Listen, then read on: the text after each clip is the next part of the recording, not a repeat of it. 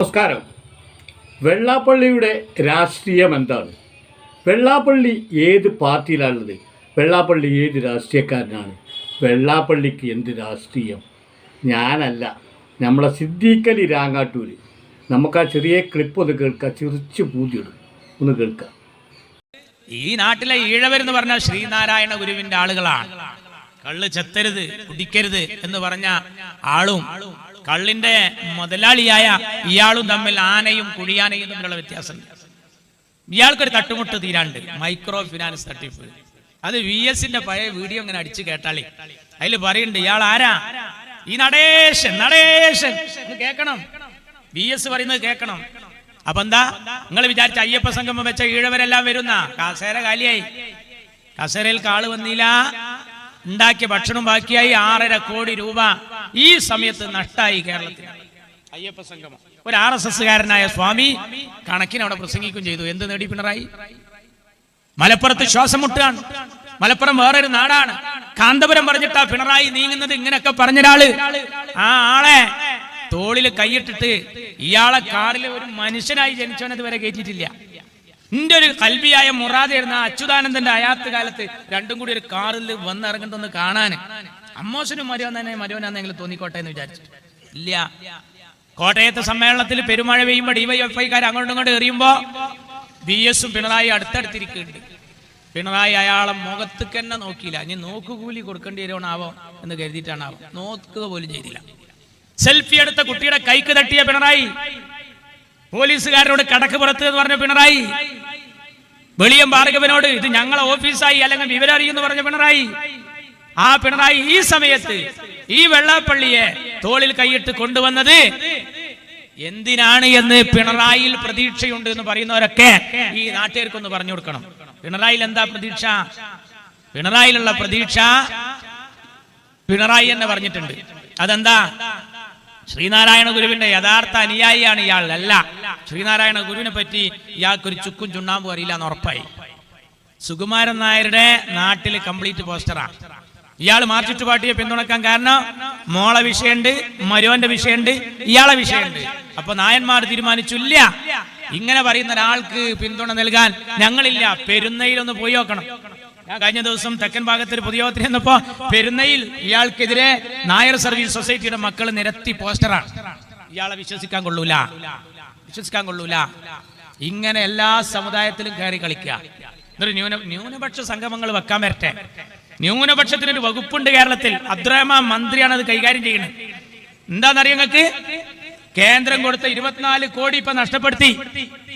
ഭർത്താക്കന്മാര് മരിച്ച പെണ്ണുങ്ങൾക്ക് വീടുണ്ടാക്കാൻ മഞ്ഞളാംകുഴി അത് 100% ചെലവാക്കി.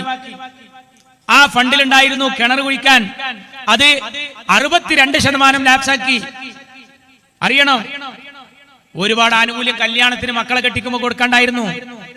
നാട്ടുകാരാണെങ്കിലോ കല്യാണത്തിന് കുട്ടികൾക്ക് സ്വർണത്തിന് വില കൂടിപ്പത് കാത്തു നിൽക്കുകയാണ്. ഒരു അപേക്ഷ കൊടുത്താൽ 10-30,000 ഉറുപ്പിക കിട്ടുന്നൊരു കേസ് എന്താ ചെയ്തതെന്നറിയോ? അവതാളത്തിലായി. ആരായിന്റെ വകുപ്പ്? അബ്ദുറഹ്മാൻ. ആരാ അബ്ദുറഹ്മാന്റെ ഒപ്പം? KT ജലീൽ ആരാ? മലബാറിന്റെ സുൽത്താൻ. രണ്ടാളും കൂടി എന്താ കാട്ടിയത്? ഇതൊക്കെ നഷ്ടപ്പെടുത്തി. ഡബിൾ തുണി ആയിട്ട് അടക്കുകയാണ്. ഇതൊക്കെ നഷ്ടപ്പെടുത്തി. അബ്ദുറഹ്മാൻ രണ്ടത്താണിയെ തോൽപ്പിച്ചാണ്. താനൂരിൽ കുറെ ആളുകള് ലീഗ് ഒന്ന് പഠിക്കട്ടെ എന്ന് കരുതി. പഠിക്കുന്നത് ഞങ്ങളല്ല, ന്യൂനപക്ഷ സമുദായത്തിന്റെ മൈനോറിറ്റി ഫണ്ട് നഷ്ടപ്പെടുത്തുക മാത്രമല്ല കേന്ദ്രം നോട്ടീസ് അയച്ചിരിക്കുകയാണ്. ഇനി അടുത്ത തവണയും തരണമെങ്കിൽ ഇതിനൊരു ഉത്തരം കൊടുക്കണമെന്ന്. വക മാറ്റി ചെലവഴിച്ചത് വേറെ ഞാൻ പറയുന്നില്ല. അപ്പൊ അബ്ദുറഹ്മാനെ ന്യൂനപക്ഷത്തിനെ കാക്കാനാക്കിയതാ. അബ്ദുറഹ്മാനെ ന്യൂനപക്ഷ ക്ഷേമം ഏൽപ്പിച്ചത് പണ്ട് തമിഴനെ ഗോൾ കീപ്പറാക്കിയ അനുഭവത്തിലാ. അതെങ്ങനെ? ഫുട്ബോൾ കളി നടക്കുമ്പോഴാണ് ഗോൾ കീപ്പർ തലകറങ്ങി വീണത്. ടീം മാനേജർ പറഞ്ഞു, ഒരു 2 മിനിറ്റ് നിർത്തിയേക്കണം, ഒരു ഗോളിനെ നിർത്തട്ടെ. ഗാലറിയിൽ വന്നിട്ട് ചോദിച്ചു, നിങ്ങൾ ആരെങ്കിലും ഒന്ന് ഗോൾ കീപ്പർ ആകുമോ? ഇരിക്കണവര് പറഞ്ഞു, ഞങ്ങൾ കളിക്കാൻ വന്നതാണ്, അല്ല കാണാൻ വന്നതാ, കളിക്കാൻ വന്നതല്ല. കമ്മിറ്റിയോട് പറഞ്ഞു, ഞാൻ ഇപ്പൊ വരെ ഒരു ഗോൾ കീപ്പർ ആയിട്ട്. ഇയാളൊരു സൈക്കിൾ എടുത്തിട്ട് ഗോൾ കീപ്പറെ തെരഞ്ഞ് അങ്ങാടിക്ക് കറങ്ങി. അപ്പോഴാണ് മാർക്കറ്റിൽ അശോക് ലൈലൻഡ് ലോറിയിൽ നിന്ന് ചേന എടുത്തിട്ട് മറ്റേ ലോറിയിലെ ചേന അങ്ങോട്ട് അയാൾക്ക് ഇട്ട് കൊടുക്കുന്ന ഒരണ്ണനെ ശ്രദ്ധയപ്പെട്ടത്. ഇങ്ങനെ ഇട്ട് കൊടുക്കണ്, അയാൾ ചാടി ഇങ്ങനെ പിടിക്കുന്നു. അത് കണ്ടപ്പോൾ മോനോട് ചോദിച്ചു, എനിക്ക് ഗോൾ കീപ്പർ ആവാൻ പറ്റുമോ? ഇതുണ്ട് ഇറക്കി കഴിയട്ടെ. ഇറക്കി കഴിഞ്ഞ് ഓനെ ഈ സൈക്കിളിന്റെ പിന്നിലിരുത്തി കൊടുന്ന് ഗോൾ കീപ്പർ ആക്കി. ആ ലോറിയിൽ നിന്ന് ഇട്ട് കൊടുക്കണ പോലെ ആദ്യം വരണ അടി ചാടി പിടിച്ച്, എന്നിട്ട് ഈ ലോറി കിടന്ന അരി പോസ്റ്റിൽ കൊണ്ടിട്ട് അതോടുകൂടി കളിയും പാത്തിലായി. അബ്ദുറഹ്മാനെ മന്ത്രിയാക്കിയത് അണ്ണനെ ഗോൾ കീപ്പർ ആക്കിയ അനുഭവത്തിലാണ്. മാർക്സിസ്റ്റ് പാർട്ടി ഈ നാട്ടിൽ എന്തൊക്കെ പണിയാ എടുക്കുന്നത്? നിങ്ങൾക്ക് ഇഷ്ടപ്പെടാത്ത ഒരാളെ കൊല്ല, ആ കൊല്ലാൻ പോകുമ്പോൾ ഒരു കാറേറ്റ് പോവുക, 10 ഉറുപ്പ്യക്ക് മാഷാ അല്ലാ എന്നുള്ള സ്റ്റിക്കർ വാങ്ങുക. എന്നിട്ട് നിങ്ങൾ പറയാ മുസ്ലിം തീവ്രവാദികളാണ് ഇതിന്റെ പിന്നിൽ. കണ്ടാ, നിങ്ങൾക്ക് കേൾക്കണം. അതിന്റെ പിറ്റേ ദിവസത്തെ ദേശാഭിമാനിയില് എഴുതിക്കാണ്, വള്ളിക്കാട് ജുമാ മസ്ജിദിലെ ലൈറ്റ് പുലരുവോളം കത്തിയിരുന്നു. ഏതാ വള്ളിക്കാട് ജുമാ മസ്ജിദ്? TP ചന്ദ്രശേഖരന്റെ മഹല്ല് പള്ളി. TP ചന്ദ്രശേഖരന്റെ മഹല്ല് പള്ളിയാണ്. അവിടുത്തെ ലൈറ്റ് നേരം പുലരുവോളം കത്തിയിരുന്നു. കണ്ടോ? പക്ഷെ പടച്ചോൻ കാത്തു. ഞാൻ പ്രസംഗിച്ചത് തില്ലങ്കേരിയില്ല, അൻസാരി തില്ലങ്കേരിയുടെ നാട്ടിൽ. ഞങ്ങൾ ഭക്ഷണം കഴിക്കുമ്പോൾ പറഞ്ഞ് അവിടെയാണ് മുടക്കോയി മല. ഏതാ മുടക്കോയി മല? ഈ അണ്ണൻ സുജിത്ത്, കിർമാണി മനോജ്, അതുപോലെ മറ്റേ ചങ്ങായില്ലേ കൊടീസുനി, ഇവര് 3 ആളും മുടട്ടിരുന്ന മലയാണ് മുടക്കോയി മല. ഇവരെ 3 ആളെ പിടിച്ചത്. ഫസലിനെ കൊന്നു. ഫസൽ ചെയ്ത ഏറ്റെന്താ? SDPI കാരനാ, പഴയ കമ്മ്യൂണിസ്റ്റ് കുടുംബമാണ് ആ കുട്ടി. ദേശാഭിമാനി പത്രം എല്ലാ വീട്ടിലൊട്ടിയുന്ന ആളാണ് ആ കുട്ടി. ഇതുപോലെ ഒത്തിരി കാളച്ചാലിൽ സുബൈക്കണ്ട് ഇങ്ങനെ കിടക്കണം. എന്താ കാര്യം? ദേശാഭിമാനിക്ക് പകരം തേജസ് വന്നതിന്. ചന്ദ്രികക്ക് പകരം എത്ര പത്രം ഉണ്ട് നമുക്ക് പകരം വരുന്നത്? നമ്മൾ എന്തെങ്കിലും ചെയ്യുന്നുണ്ട്? അപ്പൊ ഞാനൊക്കെ 2 പേപ്പറും വെക്കുന്നുണ്ട്. വായിക്കാൻ നേരം ഉണ്ടായിട്ടില്ല. അല്ല, ഗതിയില്ലാത്തവൻ 2 പെണ്ണ് കിട്ടിയാൽ 2നെയും ഒരുപോലെ നോക്കും വേണം. അങ്ങനെയൊക്കെ വരുത്തുന്നവരാ ഞങ്ങള്. നിങ്ങളറിയോ, ദേശാഭിമാനി കുറഞ്ഞപ്പോ കണക്കെടുത്തപ്പോ അവിടെ തേജസ് കുമിഞ്ഞു കൂടിയിട്ടുണ്ട്. കാരണക്കാരൻ ഫസലിനെ വകവരുത്തണമെന്ന് പാർട്ടി തീരുമാനിച്ചു. ഇതുപോലത്തെ കാളച്ചാലിൽ സുബൈക്ക് ആളുകൾ വരുമ്പോണ്ട് പത്രക്കെട്ട് ചളിയിൽ കിടക്കുന്നു, ഈ കുട്ടി ഇങ്ങനെ കിടക്കുന്നു. തൃശ്ശൂര്, കണ്ണൂര്, തലശ്ശേരി ഭാഗത്ത് ഒരാൾ വീണ് കിടക്കണുണ്ടായി, എടുത്താ പണിയാണ്. കാരണം കൊലപാതകമാണ്, തൊട്ടം കൊടുക്കും. പുതിയൊക്കെ കഴിഞ്ഞ് വരുമ്പോ പോലീസുകാർ തടുക്കാത്തൊരു ഏരിയല്ലേ, നമ്മളെ ഈ ഭാഗത്തെ പോലെ ഒന്നല്ല. ഞാൻ 3 ദിവസം അവിടെ ആയിരുന്നു, അനുഭവിച്ചതാ പറയുന്നത്. വരുന്ന കവലയിലൊക്കെ പോലീസ് വണ്ടി നിർത്തിക്കും, ചവിട്ടി ഡിക്ക് ഇതൊക്കെ തുറന്ന് അതിന്റെ അടിയിൽ വല്ല വാളകത്തിയുണ്ടോന്ന് നോക്കുകയാണ്. അപ്പൊ ഞാൻ ചിലപ്പോൾ ഇങ്ങനെ കാണിച്ചു കൊടുക്കും. അയ്മണ്ടാവിന്റെ ഷിയാബ് തങ്ങളെ ചിത്രം അത് കണ്ട പോലീസുകാരെ പറഞ്ഞു പോയിക്കോ. എന്താ പറയുക, അത് ബത്താക്കാണ്, കേരളത്തിൽ നടക്കാനുള്ള ബത്താക്കാണ് ഷിയാബ് തങ്ങളെ ചിത്രം. നിങ്ങൾ അറിയണം, ആ ഫസലിന് മരിച്ചപ്പോ നേരല്ലാത്ത ആഭ്യന്തരമന്ത്രി നേരണ്ടാക്കി വന്നു കൊടിയേരി. എന്നിട്ട് കഫൻ തുണി ജനാസം വന്നിട്ട് നീക്കിയിട്ട് പറഞ്ഞു, കുത്ത് കണ്ടാൽ RSSന്റെ കുത്തന്നെ. ആര്? ഫസലിന്റെ. RSSന്റെ മേത്ത് കിട്ടും. അവിടെ പോലീസുകാരെ വന്നപ്പോൾ ഇതുപോലെ ഒരു കാല്, RSSന്റെ കൊടിക്കാല് ഓഫീസ് അപ്പുറത്ത്, ഇതുപോലുള്ള ഒരു വള്ളിമല്, ഒരു കമ്പിമല് ചോര പുരണ്ട ടവല്, ഫസലിന്റെ രക്തം പുരണ്ട ടവല് ഇതിമ കൊണ്ടേട്ടതാ. അപ്പൊ RSSന്റെ കൊടിക്കാലുമെന്നാന്ന് മനസ്സിലായപ്പോ കൊടിയേരിയെ S വെച്ചു എല്ലാരും. കാരണം അയാൾ ഇത്ര ദീർഘവീക്ഷണോ തോന്നിപ്പോയി. പക്ഷേ പിന്നെ വന്നത് പോലീസ് നായയാണ്. ഈ പോലീസ് നായക്ക് LDF UDF ഇല്ലല്ലോ. പോലീസ് നായ മണം പിടിച്ചിട്ട് നേരെ ഓടി 2 ആളെ നെഞ്ഞത്തേക്ക് കയറി.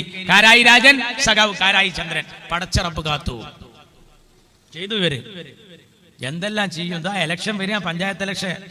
എല്ലാ വാർഡിലും ഒന്നുക്കല് അവിടെ ഭരിക്കുന്ന മെമ്പർക്കെതിരെ അല്ലെങ്കിൽ പഞ്ചായത്തിനെതിരെ ഇല്ലാത്ത അഴിമതി ഉണ്ടാക്കി തച്ചണ്ട് പൊളിച്ചു.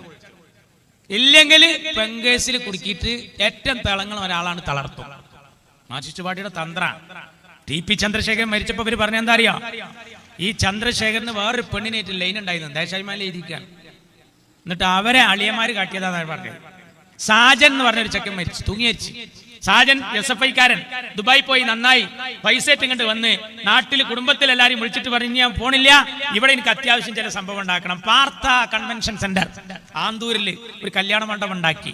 ഞാൻ കുട്ടി ഇവിടെ നിൽക്കാനാണ് ഭാര്യ പറഞ്ഞത്, ഇനി നമുക്ക് ഒന്നിച്ച് കഴിയണം. നമ്പർ ഇട്ട് കൊടുത്തില്ല. ആര്? നഗരസഭാ ചെയർപേഴ്സൺ. ആരാണ് മുതല്? ഈ ഗോവിന്ദ മാഷ കെട്ടിയോള്. എന്താ പറഞ്ഞത്? ഉയരം പോരാ, പൊളിക്കണം. ഉയരം വേണം, പൊളിക്കണം. സ്വീപ്പാക്കി. നമ്പർ കൊടുത്തില്ല. അവസാനം പറയാനുള്ളതാണ് പറഞ്ഞു, ഇതിൽ നമുക്ക് പാർട്ട്ണർഷിപ്പ് വേണം. പാർട്ടിക്ക് പിരിവ് കൊടുക്കാത്ത കാരണത്താൽ അവനിട്ട് സ്വീപ്പാക്കിയപ്പോ ഗത്യന്തരമില്ലാതെ അവനും തൂങ്ങി മരിച്ചു. സാജൻ മാർക്സിസ്റ്റുകാരൻ. പിറ്റേ ദിവസത്തെ ദേശാഭിമാനി എഴുതി, ഓന്റെ പെണ്ണുങ്ങൾക്ക് വേറൊരു ചങ്ങായിനേറ്റ് ലൈൻ ഉണ്ടായിരുന്നു. അതാണ് ഇപ്പൊ രാഹുൽ മാങ്കൂട്ടം. അത് കുഞ്ഞാപ്പാക്കെതിരെ. എന്റെ ഉമ്മൻചാണ്ടിനെ, സരിതയെ ക്ലിപ്പ് ഹൗസിലിട്ട് നോക്കണം. വൈഫ് ഹൗസിൽ പോകാൻ നേരമില്ലാത്തൊരു മനുഷ്യനാണ് ഈ ഉമ്മൻചാണ്ടി. ആ ഉമ്മൻചാണ്ടിനെ പറ്റി പറഞ്ഞത് ഇപ്പൊ കണ്ടില്ല. ഷാഫി പറമ്പിൽ ഒരു വെറുക്കപ്പെട്ടവനാണ് ഇവർക്ക്. അപ്പൊ എന്ത് വേണം? ഒരു അഴിമതി കാണാനില്ല. ഒരു പെങ്കേസ് കിട്ടാനില്ല. അപ്പൊ പെങ്കേസിൽ പെടുത്തിയിട്ട് രാഹുൽ മാങ്കൂട്ടത്തിന്റെ ഒപ്പം നടക്കുന്ന ആള്, ഒപ്പം നടക്കുന്നവരൊക്കെ രാജിവെക്കുകയാണെങ്കിൽ പിണറായി 1-ാം തീയതി രാജിവെക്കണ്ട. ഞാൻ എണ്ണണ മുകേഷ്, മറ്റേ ചങ്ങായി ബാലകൃഷ്ണപിള്ളയുടെയൊക്കെ, പിന്നെ ഞാൻ എണ്ണണ എത്ര ആൾക്കാർ. ഇപ്പൊ ആ ഷൊർണൂര് ചങ്ങായി, അത് ആ പ്രളയത്തിന്റെ സമയത്ത് എല്ലായിടത്തും റെഡ് അലർട്ട്, ഓറഞ്ച് അലർട്ട്, അവിടെ ബ്ലൂ അലർട്ട്. എവിടെ? ഷൊർണൂര്. എന്താ ഉണ്ടായത്? ആരാ പരാതിക്കാരി? മാർക്സിസ്റ്റുകാരി. ആരാന്നിട്ട് അന്വേഷിച്ചത്? പോലീസ് അല്ല, ശ്രീമതി ടീച്ചറും മന്ത്രി ബാലനും ഓല് പോയി അന്വേഷിച്ചു. എന്നിട്ട് പാർട്ടിക്ക് റിപ്പോർട്ട് എടുത്ത് എന്താ എഴുതിക്കണേ അറിയോ? തീവ്രത കുറഞ്ഞ പീഡനം, കടുപ്പില്ലാത്ത പീഡനം. എനിക്ക് പറയാനുള്ള അതിന്റെ അടിയിൽ കുറെ സ്ഥലം ഉണ്ടായിരുന്നു, ഇതും കൂടി ഉണ്ട് എഴുതിയാൽ മതിയായിരുന്നു. ഉന്മേഷക്കുറവ്, താല്പര്യമില്ലായ്മ, അതാ രസം. ഇങ്ങനെ ഒരു പാർട്ടി ഉണ്ടോ ആലം ദുനിയാവില്? പറ്റാത്തവർക്കെതിരെ മുഴുവൻ ഷാഫി പറമ്പിൽ മാങ്കൂട്ടത്തിന്റെ ഒപ്പം നടക്കുന്ന ആളാന്ന് പറഞ്ഞിട്ടാണ് ആ ചെറുക്കനെ വിട്ടത്. അതിന് കുറച്ച് ആൾക്കാരുണ്ട് അതിന്റെ പിന്നിൽ. അവിടെ കാട്ടിയ പണി കണ്ടില്ല നിങ്ങള്? ഞാൻ അവസാനിപ്പിക്കുകയാണ്. കാഫിർ എന്താ? കാഫിർ ശൈലജ ടീച്ചർ ജയിക്കണം, അതിന് നമ്മൾ ഇറക്കണ മാതിരി ഒരു നോട്ടീസ് ഇറക്കി. ഞാൻ ഇത് പറഞ്ഞ് അവസാനിപ്പിക്കുകയാണ്.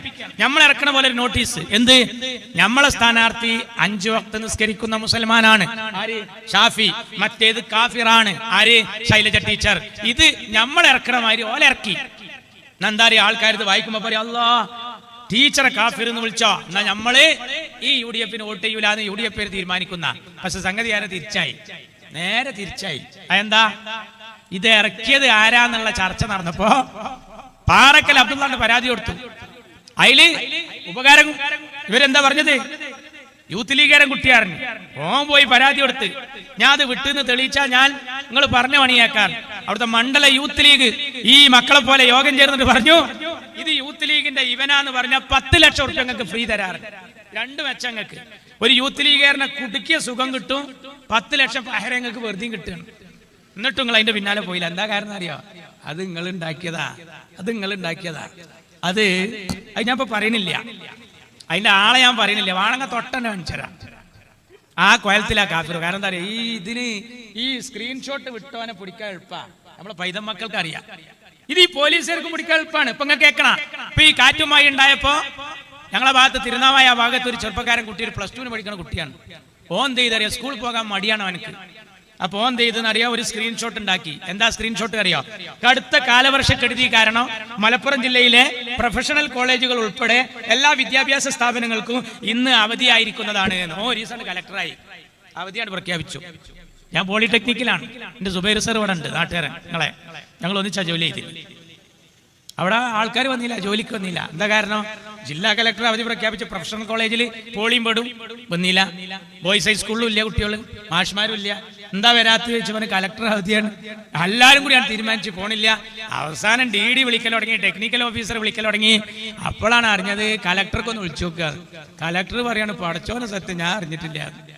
അപ്പൊ ആരാ? ഒരു ലീവ് കിട്ടാൻ വേണ്ടിട്ട് ഒരു ചെറുക്കൻ ചെയ്തതാ, ഒരു ചെക്കൻ ചെയ്തതാ. അങ്ങനെയാണ് കുട്ടികൾക്ക് ഒരു ലീവ് കിട്ടാൻ കാത്തിക്കുക. എന്റെ ചെക്കനൊക്കെ രാവിലെ പേസ്റ്റും ബ്രഷ് എടുത്ത് വന്നിട്ട് എന്നോട് ചോദിക്കാണ്, നമ്മളെ കലക്ടർ എന്തെങ്കിലും പറഞ്ഞിക്കണോ? ഇല്ല. കോട്ടയം കലക്ടർ അവധി പ്രഖ്യാപിച്ചിട്ടുണ്ടല്ലോ? ഉണ്ട്. ഇടുക്കി കലക്ടർ ഉണ്ടല്ലോ? ഉണ്ട്. അപ്പൊ ഈ നമ്മളെ മലപ്പുറത്തെ കലക്ടർ കോട്ടക്കുന്നിന്റെ മേലെയാണ് പാർക്കുന്നത്. അങ്ങോട്ട് വെള്ളം കയറണമെങ്കിൽ ഞാനും ഇതൊക്കെ മുങ്ങണം. അന്ന് ഞമ്മക്ക് അവധി അയക്കാരം, മൂപ്പർക്ക് അവധി ഉണ്ടാവില്ല. അപ്പൊ ചെക്കൻ ചോദിക്കാണ്, സമസ്ത എന്തെങ്കിലും പറഞ്ഞിക്കണോ? എന്താ? ഒന്ന് പോകാതിരിക്കാനാ കുട്ടികളുടെ ആഗ്രഹം. അതാണ് ഞാൻ മുമ്പ് പ്രസംഗിക്കലുണ്ട്. പണ്ട് ഉസ്താദ് ദീനിയാത്ത് ക്ലാസ് എടുക്കുക, അൽ-ഈമാനു ബിൽ യൗമിൽ ആഖിർ, അവസാന നാളിനെ പറ്റിയുള്ള പാഠ. മക്കളെ എല്ലാവരും ബുക്ക് പൊട്ടിയേക്കുക, ശ്രദ്ധിക്കുക. ഇസ്രാഫീൽ സൂർ എന്ന കാലത്തിൽ ഊതുമ്പോ ഖിയാമത്ത് നാൾ ഉണ്ടാവും. ഊതേ, അതെ ഊതും. ശരിക്കും കേക്ക് മക്കളെ. അന്ന് ആകാശം പൊട്ടിക്കീറും. കുട്ടികളാകെ കണ്ണ് നെറുക്കണ്ട് പോയി. ആകാശം പൊട്ടിക്കീറുക, നക്ഷത്രങ്ങൾ കൊഴിഞ്ഞു വീഴും, നെഞ്ഞത്തിരുന്ന് ചാടൽ തുടങ്ങി, പർവ്വതങ്ങൾ ഛിന്ന ഭിന്നമാകും. ചെക്കന്മാരെ അങ്ങോട്ടും ഇങ്ങോട്ടും നോക്കുക. ഉസ്താദ് പറഞ്ഞു, കടല് ആളിക്കത്തും, ബേജാറാകാൻ ഒടുക്കെങ്കിലും പോണ. പിന്നെ ഉസ്താദ് പറഞ്ഞു, അന്ന് അല്ലല്ലാത്ത ഒന്നും ഉണ്ടാവില്ല, അന്ന് അല്ലല്ലാത്ത ഒന്നും ഉണ്ടാവില്ല. അപ്പൊ പിന്നിലെ ബെഞ്ചിന്ന് ഒരു ചെക്കൻ നീച്ചെന്ന് ചോദിക്കുക, അന്ന് മദ്രസ ഉണ്ടാവുമെന്ന്. ഓന് സദർ ഉസ്താദ് വെച്ചിട്ടാണ് വന്ന് മദ്രസ ഉണ്ടാവുമെന്ന് അവൻ ചോദിക്കണം. എന്ന പോലെ ഒരു ലീവിന് കാത്തിക്കാണ്. ഈ കുട്ടിനെ പിടിച്ചു പോലീസ്. +2 കാരനായ ഈ വികൃതി കുട്ടനെ പിടിച്ചു പോലീസ്. ഈ സ്ക്രീൻഷോട്ട് വെച്ച് ഞാൻ പറയുന്നു, എന്താണ് കേരള പോലീസ് കാഫിറിന്റെ ബാപ്പാനെ പിടിക്കാത്തത്? വടകരയിൽ പിന്നെ ഉണ്ടായത് എന്താ അറിയോ? ഈ പ്രയോഗം മാർക്സിസ്റ്റുകാരനാണ് എന്ന് അറിഞ്ഞപ്പോ സാധാരണ അരിവാളിന് വോട്ട് ചെയ്യണ മുത്തലക്കായ സഖാക്കളൊക്കെ സെറ വെച്ചിട്ട് കൈപ്പത്തിക്കിട്ട് വോട്ട് ചെയ്തു. അങ്ങനെ ഷാഫിക്ക് ഒന്നിച്ചില്ല ലീഡാണ്ട് കൂടി. ഇപ്പൊ മാർക്സിസ്റ്റ് പാർട്ടിക്ക് 2 പണി ഇരട്ടിച്ച്. ഇപ്പൊ കാഫിറിന്റെ വാപ്പാനെയും പിടിക്കണം, അതോടൊപ്പം മുനാഫിക്കിന്റെ മക്കളെയും പിടിക്കണം. അതുകൊണ്ട് ഈ കാപട്ടി അപ്പൊ 2 പണി എടുക്കണം. മാർക്സിസ്റ്റ് പാർട്ടി എടുക്കുന്ന പണിയാണ്. അപ്പൊ അതുകൊണ്ട് മക്കളെ ഈ നാടിനെ കുട്ടിച്ചോറാക്കുകയാണ്. BJPക്കല്ല ഒത്താശ ചെയ്തു കൊടുക്കുക. CAA NRC റാലിയിൽ ഭീകരവാദി ഉണ്ടെന്ന് പിണറായിയാ പറഞ്ഞത്. അത് ഏറ്റുപിടിച്ചത് മോഡിയാണ്. കേരള के मुख्यमंत्री श्री पिनराई विजयन ने कहा CAA NRC റാലി में ആതങ്കവാദി है.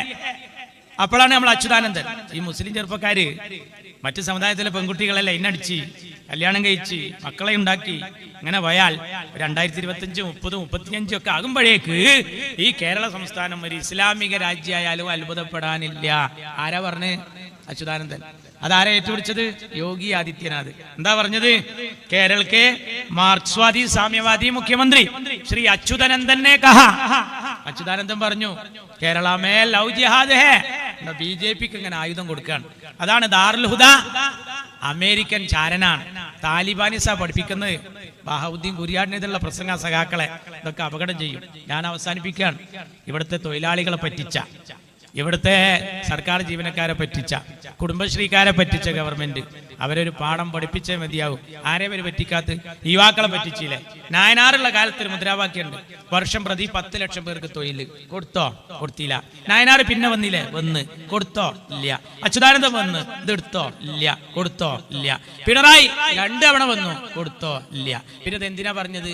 അത് കൊടുക്കാനല്ല. അത് മയ്യത്ത് നിസ്കാരം നടക്കുമ്പോൾ ഉസ്താദ് പറഞ്ഞു ഇന്നാളിന്നാൾ മരണപ്പെട്ടിട്ടുണ്ട്. അതുകൊണ്ട് ഹയാത്ത് കാലത്ത് വല്ല വാക്കോ പ്രവൃത്തിയോ വെറുക്കപ്പെട്ടത് അദ്ദേഹത്തിന്റെ ഭാഗത്ത് ഉണ്ടായിട്ട് അങ്ങ് പൊരുത്തപ്പെട്ടു കൊടുക്കണം. പിന്നെ വല്ലതും അയാൾ മൊയ്തീങ്കാക്ക തരാണ്ടെങ്കിൽ മൂത്ത മകനെ ഹമീദിനെ കണ്ടാൽ മതിയാണ്. ഹമീദ് അത് ഏറ്റെടുത്തിക്കണ. ഹമീദിനാണെങ്കിൽ ഒരു പണിയില്ല, ഒരു വരുമാനമില്ല. ടീച്ചേഴ്സ് ഹമീദ് അങ്ങാടിക്ക് വന്നപ്പോൾ ആൾക്കാർ വളഞ്ഞ് പാപ്പ തരാനുള്ളത് എന്നോട് ചോദിക്കാനാണ് ഉസ്താദ് പറഞ്ഞത്. ഇജ്ജ് ഏറ്റിക്കണെന്നല്ല പറഞ്ഞു. അവൻ പറഞ്ഞു അതെ ഞാൻ ഏറ്റിക്കണ്, ഞാൻ ഏറ്റ്. ഇനി ഞാൻ മരിക്കുമ്പോ ഉസ്താദ് ഇതുപോലെ പറയും എന്റെ ചെക്കൻ റിയാസിനെ ഏൽപ്പിക്കും, ഓൻ അത് ഏൽക്കും. എന്നിട്ട് ഓൻ പെണ്ണിട്ടും ഓനക്കൊരു കുട്ടി ഉണ്ടാവും, എന്നിട്ട് ഓൻ ഏൽക്കും. അങ്ങനെ ഇത് കൊടുക്കാനല്ല, ഞങ്ങൾ താപീയങ്ങളായി ഏറ്റെടുക്കുന്ന ആൾക്കാരാണ്, ഞങ്ങൾ കൊടുക്കുന്ന പരിപാടിയില്ല. ആ പണി ഇനി നടക്കൂല. അതിനുള്ള ഒരു ഉണർത്തുപാട്ടാകട്ടെ ഈ പരിപാടിയെ നാശിച്ചുകൊണ്ട് ഞാൻ അവസാനിപ്പിക്കുന്നു.